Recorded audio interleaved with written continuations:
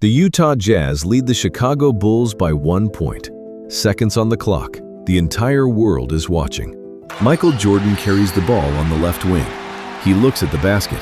He fakes right. Brian Russell's feet slip on the hardwood. Jordan rises. Chicago wins. Jordan pumps his fist and freezes. A statue caught in time, surrounded by flash photography. The noise of 22,000 people crashing in like a wave. The greatest player in the history of the game just hit the last shot of the greatest dynasty basketball has ever seen. But here's the thing. That moment, that perfect, iconic, world-stopping moment, could never have happened if a Canadian gym teacher hadn't nailed a peach basket to a gymnasium balcony 107 years earlier. It was supposed to be a problem to solve. The winter of 1891 was brutal in New England, and the students at the International YMCA Training School in Springfield, Massachusetts were restless. Trapped indoors, bored, and becoming difficult to manage. They needed something to do. Dr. James Naismith was a 30-year-old Canadian physical education instructor with a clear mission: invent an indoor game from scratch in under 2 weeks. He had 2 guiding principles. The game couldn't be rough, and it couldn't require much space. He was inspired by a childhood game, Duck on a Rock.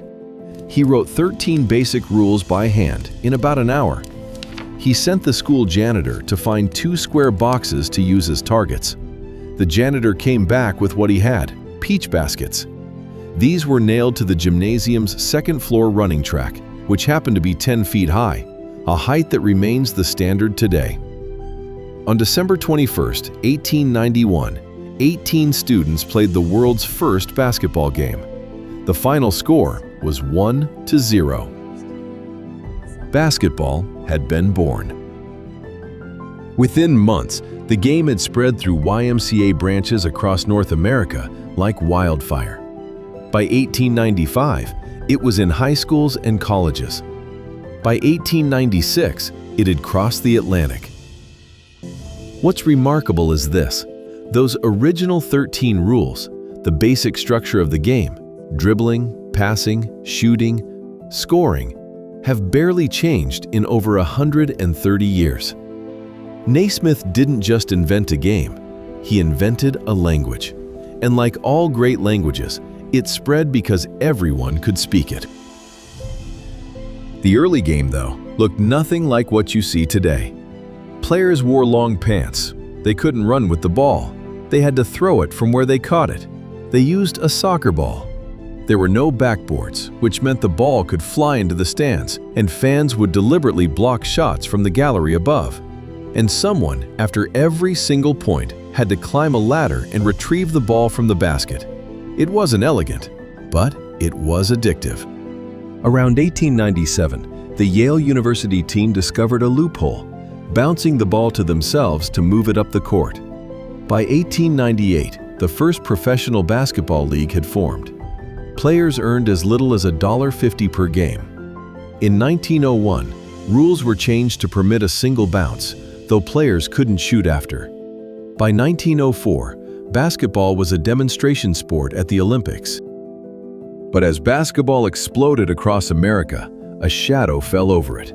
Black players were systematically excluded from the mainstream professional game. Teams, leagues, and venues operated under the same brutal logic of segregation that governed nearly every institution in American life. In response, black players and organizers built something of their own. The Harlem Renaissance, known simply as the Wrens, became one of the most dominant teams of the 1920s and 30s, running an 88-game win streak that left no neutral observer in any doubt about who actually had the best players in the country. Then came the Harlem Globetrotters. Founded in 1926, they were dismissed by some as entertainers, but they were far more than that. They were ambassadors, proof, and a challenge. They proved night after night, game after game, that black athletes did not just belong at the highest level of the game, they were the highest level. Segregation in basketball would not last, but it would take far longer than it should have.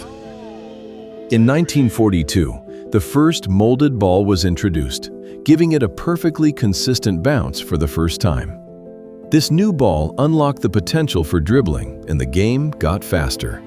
But soon, problems surfaced. The Basketball Association of America launched in 1946 with 11 franchises, mostly in hockey arenas, looking for extra events to fill their calendars in the off-season.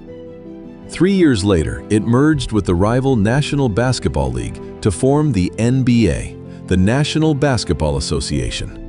It was a league with enormous ambition and almost no audience. The early NBA was raw. Players were part-time. Some held second jobs. Arenas were a third empty. Scoring was so low that games were dangerously close to unwatchable. Then something changed everything. By 1950, teams with a lead would just hold the ball to run out the clock. The crisis peaked when the Fort Wayne Pistons, facing the mighty Minneapolis Lakers, stalled their way to a 19-18 victory. Fans booed, and the league knew it had to act. Syracuse Nationals owner Danny Biasone came up with a solution: a 24-second shot clock. This new rule, which forced teams to shoot, was only possible because of the predictable, molded ball that allowed players to dribble and create plays at high speed. Overnight, the game became something else entirely. Scores jumped, crowds grew, basketball found its pulse. The traditional brown leather ball presented visibility challenges for players and fans, especially on television.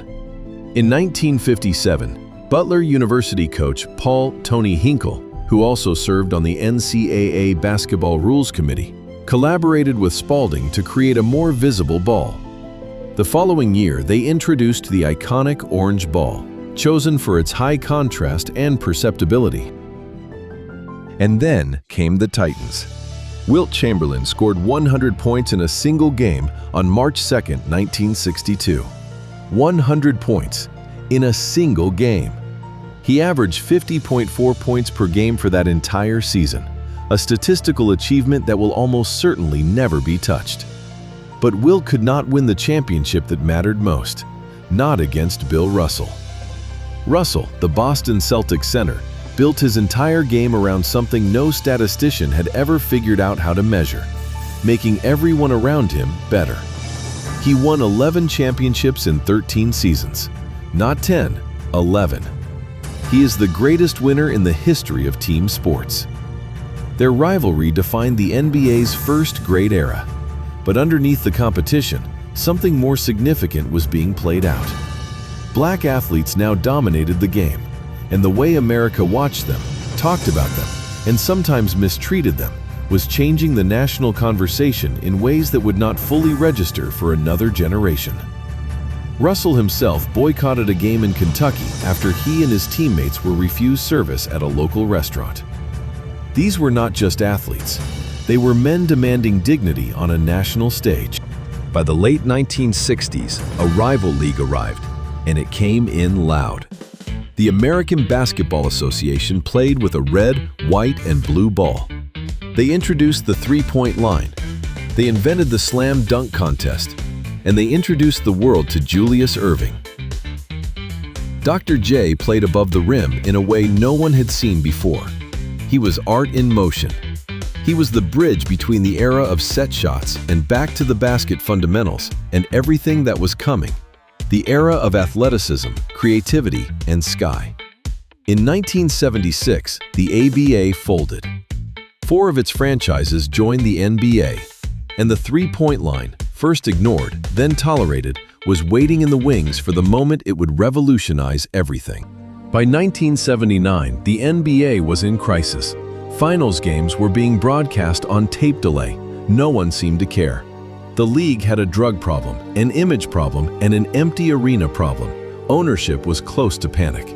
Then, in the span of 1 year, 2 men walked through the door. Irvin "Magic" Johnson went to the Los Angeles Lakers. Larry Bird went to the Boston Celtics. Magic was Hollywood. Flash and joy and showmanship, 6'9" with the passing instincts of a point guard and a smile that could fill an arena before the tip-off. Bird was Springfield, Indiana. Grit and will and a shooting touch so pure it bordered on the surgical. He was an assassin who looked like he'd just come off a construction site. They were opposites in everything: background, personality, style, city. And yet both were driven by an identical, almost frightening obsession with winning. Between 1980 and 1988, either the Los Angeles Lakers or the Boston Celtics won the NBA championship every single year.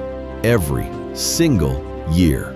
Television ratings soared, arenas sold out. The NBA stopped being a league and became a cultural institution. And then Nike signed a 21-year-old rookie from North Carolina to a shoe deal. And the sneaker industry was never the same. Michael Jordan. Where do you even begin? 6 championships, 6 Finals MVP awards, 5 regular season MVP awards. He did not merely win, he won while being the most electrifying athlete on the planet. He was the first athlete who truly transcended sport. Jordan was not just a basketball player, he was a global icon, a commercial force, a cultural phenomenon. And in 1997 to 98, in what would become the most celebrated sports documentary in history, we watched the final chapter play out in real time. The Chicago Bulls were breaking apart. Head coach Phil Jackson was leaving at season's end. Scottie Pippen, arguably the second best player on earth, was severely underpaid and privately furious. Dennis Rodman was Dennis Rodman. The organization was fracturing. The era was ending. Everyone knew it. And Michael Jordan refused to let it end any other way than on his terms. Game 6 of the 1998 NBA Finals. The sequence we watched at the very start of this story. Jordan steals the ball, races down the court with the clock dying, pulls up from the right wing over Brian Russell, and drains the shot that wins his 6th and final championship. He walks off the court as a Chicago Bull for the last time. The greatest dynasty in basketball history would never be rebuilt. Jordan would return to the NBA years later, wearing different colors. But this team, this city, this era was over. But Jordan's impact could not be contained by a single city or a single country. In 1992, he was part of something that changed basketball forever. The United States sent professional NBA players to the Olympics for the first time. Magic Johnson, Larry Bird, Charles Barkley, Patrick Ewing, Scottie Pippen, John Stockton, Karl Malone, Clyde Drexler, and Michael Jordan. The Dream Team did not just win the gold medal, they obliterated the competition, winning their 8 games by an average of nearly 44 points. Players from other countries asked for their autographs and photos at halftime, but the score was never the real story. Billions of people around the world, in living rooms in Spain, in schoolyards in China, in community centers in Nigeria and Brazil and France, watched NBA basketball for the first time, and they were hooked. The Dream Team didn't win a tournament. They exported the most exciting sport on the planet to every corner of the globe. After Jordan retired, there was a void, and the world moved in to fill it. Dirk Nowitzki from Würzburg, Germany, became the first international player to win the Finals MVP award. Yao Ming from Shanghai became a global superstar, opening a market of over 1 billion potential fans to the NBA. Tony Parker from France, Manu Ginobili from Argentina, Pau Gasol from Spain. The international revolution had not been coming, it had arrived. Today, over 100 international players from more than 40 countries dress for NBA games every night. FIBA tournaments attract billions of viewers. The NBA's own global academies in Africa, Asia, and Latin America are finding and developing the next generation of players on every continent. Back in America, the game itself was being dismantled and rebuilt from first principles. In the early 2000s, a new generation of front offices started treating basketball like a mathematics problem. They mapped shooting efficiency from every point on the floor. They studied what happens when you add or remove players from the court, and they reached one uncomfortable conclusion. The vast majority of shots that teams were taking were the worst available options. The three-point line, that rebellious relic from the ABA, was suddenly the most valuable real estate in basketball. And then Stephen Curry took that idea and made it supernatural. Curry did not just shoot threes. He shot threes from half court, off screens, off the dribble, in traffic, with defenders sprinting at him in full-speed panic. He shattered the record for three-pointers made in a season. Then he broke his own record. Then he broke it again. The three-point revolution did not just change tactics, it changed the entire geometry of the game. And in doing so, it validated every unconventional thinker who had ever believed data could beat instinct. But basketball had always been more than a sport. It had always been a culture. The streetball courts of Rucker Park in Harlem, Venice Beach, the Cage in Lower Manhattan, Dyckman. Places where the game was played without a contract or a TV deal, but with everything. Reputation, creativity, joy. The And One mixtape tours of the late 90s and early 2000s gave the world playground legends. Players with nicknames like The Professor, Hot Sauce, and Skip to My Lou, who were more famous on the asphalt than some NBA players were on the hardwood. Basketball and hip-hop did not merely coexist, they grew up together, in the same neighborhoods, on the same courts, sharing the same language. The culture of the sport, the shoes, the fashion, the music, the attitude, became inseparable from some of the most powerful art forms of the late 20th century. The Air Jordan 1, released in 1985 and banned by the NBA in its first season, is still the most traded sneaker in the world. A billion-dollar industry built entirely on a basketball court. The WNBA launched in 1996. For decades, it was underfunded, undervalued, and underseen. That is changing. Caitlin Clark and the phenomenon of 2024 demonstrated something the women's game had always known. When you actually show people elite basketball, they show up. Record attendance, record television ratings, a new generation of young fans discovering the sport through the best players in the world, who happen to be women. The future of basketball is not exclusively male. It is not exclusively American. It is not one thing. LeBron James is still playing at 40 years old, a testament to what modern sports science, nutrition, and elite recovery programs have made possible. Victor Wembanyama from France stands 7'4" and moves with the fluidity of a point guard, the embodiment of positionless basketball, a style that has no name yet for the position he represents. Artificial intelligence is now being used to analyze every shot, every movement, every decision a player makes in real time. Global academies are identifying talent in places that had no access to the sport 20 years ago. Virtual reality allows fans to sit courtside from anywhere on Earth. James Naismith nailed a peach basket to a gymnasium wall in 1891 with 13 rules and 18 students. Today, basketball is played in 213 countries. It is watched by over 1 billion people. It has produced the most famous athletes in human history. It has shaped music, fashion, politics, and the dreams of young people on every continent. And it all started with a problem to solve. If this story moved you or taught you something you didn't know, hit that subscribe button and join us for more journeys through the history of sport. We've got stories on other sports available and plenty more to come on tennis, American football, rugby, the Olympics, Formula One, and more. Ring the bell so you never miss a new documentary. And drop a comment below. What sporting moment would you like to explore? Until then, thanks for watching.